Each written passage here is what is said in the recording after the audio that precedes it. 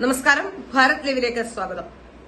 നമ്മുടെ കേരള ഗവർണർ ആരിഫ് മുഹമ്മദ് ഖാനെ പറ്റി എല്ലാവർക്കും അറിയാം.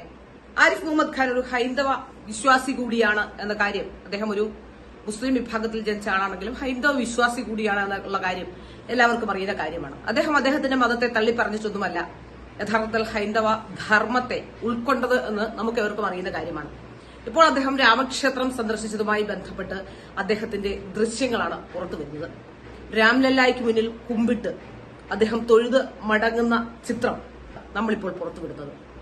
ഏതായാലും ആരിഫ് മുഹമ്മദ് ഖാൻ നേരത്തെ മുതൽ തന്നെ രാമക്ഷേത്രവുമായി ബന്ധപ്പെട്ട വിഷയങ്ങളിലൊക്കെ ബിജെപി പ്രതിരോധത്തിലായപ്പോഴോ അല്ലെങ്കിൽ ഏതെങ്കിലും തരത്തിൽ കേരളത്തിൽ രാമക്ഷേത്രവുമായി ബന്ധപ്പെട്ടൊക്കെ പ്രശ്നങ്ങൾ ഉണ്ടാകുമ്പോഴൊക്കെ അദ്ദേഹത്തിന്റെ നിലപാട് കൃത്യമായി വ്യക്തമാക്കിയിട്ടുണ്ട്.